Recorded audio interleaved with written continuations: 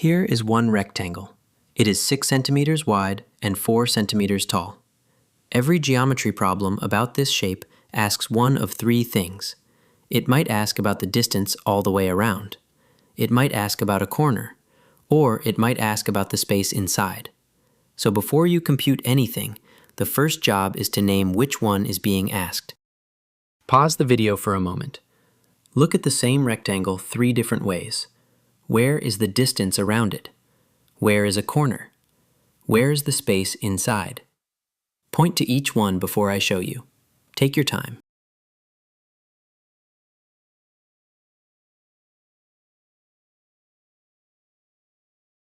Let us name them one by one.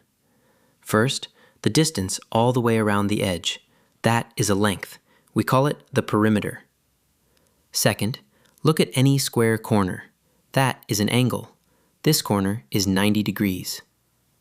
Third, the flat region covered by the shape. That is an area.